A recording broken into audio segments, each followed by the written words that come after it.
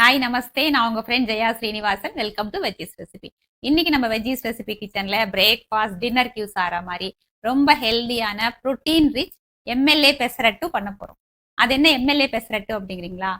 Andhra legislative assembly அங்க உள்ள கேன்டீன்ல இந்த பெசரட்டு ஃபர்ஸ்ட் பண்ணிருக்காங்க. அவங்க இதுக்கு பேரே வந்து எம்எல்ஏ பெசரட்டு அப்படின்னு வச்சுட்டாங்க. இதே சேம் பெசரட்டு நம்ம வெஜ்ஜீஸ் ரெசிபி கிச்சன்ல பண்ண போறோம். ரொம்ப ஹெல்தியா இருக்கும், ரொம்ப டேஸ்டியா இருக்கும், நல்ல மொறு மொறுன்னு இருக்கும், நல்ல ஃபில்லிங்காகவும் இருக்கும். ஃபர்ஸ்ட் டைம் சேனலை பார்த்தீங்கன்னா ப்ளீஸ் சப்ஸ்கிரைப் பண்ணுங்க. பெல் ஐக்கானை கிளிக் பண்ணி ஆல் ஆப்ஷன் கொடுத்துட்டீங்கன்னா நான் போடக்கூடிய எல்லா வீடியோஸும் குவிக்காக வந்து உங்களுக்கு ரீச் ஆகும். இதில் சின்ன சின்ன டிப்ஸ் நான் இப்பயே ஸ்டார்டிங்லேயே உங்களுக்கு சொல்லிடுறேன். இதில் வந்து நம்ம பயிறு தான் ஊற வச்சு அரைக்க போகிறோம். அது வந்து நம்ம கிரைண்டரில் அரைச்சோன்னா பெஸ்ட்டாக இருக்கும். எப்படி நம்ம உளுந்து அரைப்போம் இல்லையா, மிக்சியில் அரைக்கிறதுக்கும் கிரைண்டரில் அரைக்கிறதுக்கும் டிஃப்ரென்ஸ் இருக்கு இல்லையா, அதே சேம் டிஃப்ரென்ஸ் தான் இதுலேயும் இருக்கும். அதே மாதிரி சால்ட் ஆட் பண்ணும்போது இதில் நம்ம ஒரு ஸ்பைஸ் பவுடர் பண்ணுவோம். அதுக்கப்புறம் வந்து இந்த பெசரட்டு மாவு அரைப்போம். அதுக்கப்புறம் ஒரு உப்புமா பண்ணுவோம். இந்த மூணுலையுமே நம்ம உப்பு போடணும். ஆனா 3 சேர்த்து தான் நம்ம சாப்பிட போறோம் அப்படிங்கறனால உப்பை மட்டும் கொஞ்சம் பார்த்து போட்டுக்கோங்க. இன்னொரு விஷயம், ஒரு ரிக்வஸ்ட் தான் உங்களுக்கு சொல்ல நினைச்சேன். உப்புமால வந்து நான் உப்பு போட்டிருக்கேன், ஆனா ஷூட் பண்ணும்போது அந்த கிளிப்பிங் மட்டும் மிஸ் ஆயிருக்கு. ஆனா கம்மியா நான் போட்டிருக்கேன். நீங்க எல்லாத்துலயுமே கம்மியா உப்பு ஆட் பண்ணிக்கோங்க, அப்ப கரெக்டா இருக்கும். வாங்க ஈஸியா எப்படி பண்றது பார்க்கலாம். பெசரட்டு பண்றதுக்கு 1 கப்பு பச்சை பயிறு எடுத்துக்கணும், 1/4 கப்பு பச்சரிசி, நம்ம சாப்பாட்டு அரிசி எடுத்துக்கணும். இது ரெண்டையும் வந்து நல்லா வாஷ் பண்ணிட்டு ஒரு 8 மணி நேரமாவது நல்லா ஊற வச்சுக்கணும். ஓவர் நைட் ஊற வச்சோன்னா ரொம்ப நல்லது. நான் பாருங்க நல்லா வாஷ் பண்ணிட்டு ஒரு 8 மணி நேரம் நல்லா ஊற வச்சிருக்கேன். இந்த மாதிரி எடுத்துக்கணும். ஒரு 8 மணி நேரம் ஊற வச்சதான் இந்த மாதிரி நல்லா பாருங்க, இந்த மாதிரி வெடிப்பு விட்டு நல்லா ஊறும். கிரைண்டர்ல கொஞ்சம் கூல் வாட்டர் எடுத்துக்கலாம். 1 டீஸ்பூன் சீரகம், இஞ்சி 1 டேபிள் ஸ்பூன், 4 பச்சை மிளகாய், தேவையான அளவு உப்பு. இப்போ கிரைண்டர்ல நம்ம ஊற வச்சிருக்கிற பருப்பை ஆட் பண்ணிக்கணும். நம்ம உளுந்து அரைப்போம் இல்லையா, நல்லா பொங்க அதே மாதிரி அரைச்சிக்கணும்.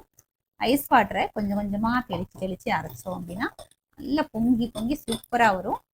நல்லா ஓரத்தில் இருக்கிற எல்லாத்தையும் நல்லா அப்படி எடுத்து விட்டு அரைக்கணும். தண்ணி வந்து ரொம்பவே ஆட் பண்ணக்கூடாது, இல்லைன்னா மாவு வந்து நமக்கு நீத்து போயிடும். மாவு பாருங்க நல்லா அப்படி உளுந்து மாவு மாதிரி நல்லா அப்படி நுரையா வருது. இந்த மாதிரி தான் நான் அரைச்சிக்கணும். மாவு பாருங்க சூப்பராக அரைச்சாச்சு. இப்போ இந்த மாவை ஒரு பவுலுக்கு மாற்றிக்கலாம். பெசரட்டு உப்புமா பண்ணுறதுக்கு ஸ்டவ்வில் ஒரு பாத்திரம் வச்சுருக்கேன். அதில் 2 டேபிள் ஸ்பூன் ஆயில் ஆட் பண்ணிக்கலாம். எண்ணெய் சூடானதும் 1 டீஸ்பூன் கடுகு வெடித்ததும் 1 டீஸ்பூன் கடலைப்பருப்பு, 1 டீஸ்பூன் உளுத்தம்பருப்பு, 1/2 டீஸ்பூன் ஜீரகம், 2 காஞ்ச மிளகாய். பருப்புலாம் நல்லா செவக்கட்டும். 1 பச்சை மிளகா பொடியாக கட் பண்ணி ஆட் பண்ணிக்கலாம். 1/2 இன்ச் இஞ்சி துருவி எடுத்துகிட்டு இருக்கேன், இதையும் ஆட் பண்ணிக்கலாம். எல்லாத்தையும் நல்லா மிக்ஸ் பண்ணிப்போம். இஞ்சி பச்சை வாசனை போகணும், நல்லா பச்சை மிளகாயும் வதங்கணும். கொஞ்சம் கருவேப்பிலையை பொடியாக கட் பண்ணியிருக்கேன், இதையும் ஆட் பண்ணிடுவோம். 1/4 டீஸ்பூன் பெருங்காயத்தூள். நல்லா ஒரு தடவை மிக்ஸ் பண்ணிடலாம். பெருங்காயம் நல்லா பொரியட்டும். 1 கப்பு ரவை, நம்ம உப்புமா பண்ணுவோம் இல்லையா, அதே ரவை தான், இதில் ஆட் பண்ணிக்கலாம். ரவையை நல்லா வறுத்துக்கணும். நான் தனியாக வறுக்கலை, இது வறுக்காத ரவை தான். ரவை கொஞ்சம் நல்லா வாசனை வரும் இல்லையா, அது வரைக்கும் வறுத்துப்போம். ரவையை நல்லா வறுத்தாச்சு. இப்போ வந்து 1 கப்புக்கு 4 கப்பு தண்ணி இல்லையா, நான் 4 கப்பு தண்ணியை சூடு பண்ணி வச்சுருக்கேன். நல்லா கொதிச்சிருக்கு, அளந்து வச்சுருக்கேன். இதை அப்படியே ஆட் பண்ணிடுறேன். கட்டி தட்டாமல் நல்லா மிக்ஸ் பண்ணிக்கணும். 1 கப்புக்கு 4 கப்பு அப்படிங்கிறது எதனால அப்படின்னா, நமக்கு இந்த உப்புமா வந்து உதிரியாக வேண்டாம், நமக்கு வந்து நல்லா குழன்னு வேணும். அதனால தான் இந்த அளவுக்கு நம்ம தண்ணி ஆட் பண்ணுறோம். ஸ்டவ் சிம்லே வச்சுக்கணும். இந்த ரவை நல்லா வேகட்டும். ஒரு மூடியை போட்டு மூடிடலாம். இப்போ பாருங்கள் இந்த மாதிரி நல்லா குழன்னு வேக வச்சு எடுத்துக்கணும். இப்போ இதில் கொஞ்சமாக வாசனைக்கு கொத்தமல்லி ஆட் பண்ணிக்கலாம். இப்போ ஸ்டவ் ஆஃப் பண்ணிவிட்டு எல்லாத்தையும் நல்லா மிக்ஸ் பண்ணிக்கலாம். இப்போ இது இந்த கன்சிஸ்டன்சியில் இருக்குது. சூடு ஆறும்போது இன்னும் கொஞ்சம் கெட்டியாகிடும். கொஞ்சமாக நெய் ஆட் பண்ணிவிட்டு ஒரு மூடியை போட்டு மூடி வச்சிடலாம். பெசரட்டு மேலே தூவறதுக்கு ஒரு ஸ்பைசி பவுடர் ஒன்று பண்ணிக்கலாம். அதுக்கு வந்து கொப்பரை தேங்காய் 1/4 மூடி, 5-6 பல்லு பூண்டு, 1 டீஸ்பூன் ஜீரகம், கொஞ்சமாக உப்பு வந்து பார்த்து தான் நம்ம போட்டுக்கணும். ஏன்னா பெசரட்டு மாவுலேயும் உப்பு போட்டிருக்கோம், இந்த பொடிலையும் உப்பு, உப்புமாலையும் உப்பு. அப்போ பேலன்ஸ் பண்ணி எல்லாத்துலேயும் கம்மியாக போட்டுக்கணும். 1/4 டீஸ்பூன் மஞ்சத்தூள், 1 டீஸ்பூன் மிளகாத்தூள். எல்லாத்தையும் நல்லா கோர்ஸாக அரைச்சி எடுத்துக்கிட்டாச்சு. பெசரட்டு பண்ணுறதுக்கு தேவையான அளவு மாவு எடுத்துகிட்டு இருக்கேன். மிச்ச மாவு நம்ம ஃப்ரிட்ஜில் வச்சு அடுத்த நாள் கூட யூஸ் பண்ணிக்கலாம். இப்போ இது ரொம்ப கெட்டியாக இருக்கு இல்லையா, அதனால கொஞ்சம் தண்ணி ஆட் பண்ணிக்கலாம். பாருங்க கன்சிஸ்டன்சி இந்த மாதிரி இருக்கணும். கல் நல்லா சூடாயாச்சு. நமக்கு எவ்வளோ பெருசாக பெசரட்டு வேணுமோ அது தகுந்த மாதிரி மாவு எடுத்துக்கிட்டு நல்லா அப்படி மெல்லிஸாக தேய்ச்சிக்கணும். நல்லா மெல்லிஸாக பண்ணுறதுக்கு வரும். பாருங்கள் எவ்வளோ நல்லா வந்திருக்கு. எண்ணெய் நல்லா அப்படி சுற்றி ஒரு டீஸ்பூன் விடணும். சென்டர்லேயும் ஒரு டீஸ்பூன் எண்ணெய். ஒரு மூடியை போட்டு மூடிடணும். அது நல்லா வெந்துடும். மூடியை திறந்து பார்த்துருவோம். பாருங்கள் நல்லா வெந்துடுச்சு. இப்போது ஸ்டவ்வை நல்லா சிம்மில் வச்சுட்டு நம்ம அரைச்சி வச்சுருக்கிற அந்த மசாலா பவுடரை லேசாக அப்படி தூவிக்கணும். ஒரு டீஸ்பூன் நெய் போட்டால் நல்லா வாசனையாக நல்லாயிருக்கும். நம்ம பண்ணியிருக்கிற உப்புமாவை போட்டு இல்லை அப்படி எல்லா பக்கமும் ஸ்ப்ரெட் பண்ணிக்கணும். அதனால தான் நம்ம கொஞ்சம் இதை குழன்னு தண்ணி அதிகமாக வச்சு பண்ணது. ட்ரையாக இருந்ததுன்னா இந்த மாதிரி நமக்கு ஸ்ப்ரெட் பண்ண வராது. இதுவே இப்போ ட்ரை ஆயிடுச்சு பாருங்கள். இதுக்கு மேலே நம்ம பொடியாக கட் பண்ணி வச்சுருக்கிற வெங்காயத்தை கொஞ்சம் தூவிக்கணும்.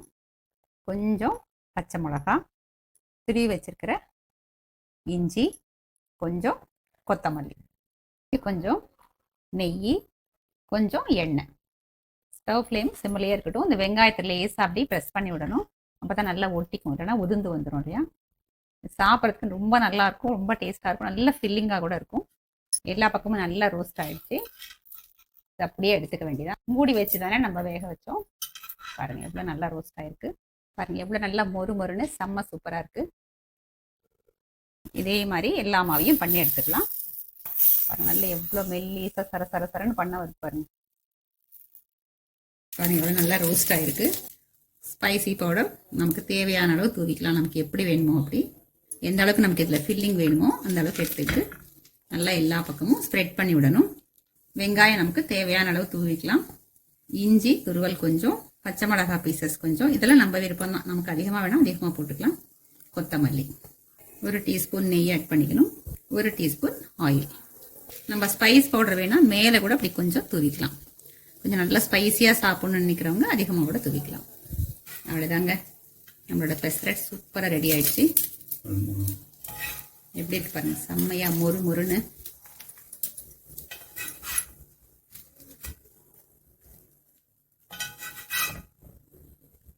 ஒன்று சாப்பிட்டா போதும், செம்ம ஃபில்லிங்காக இருக்கும்.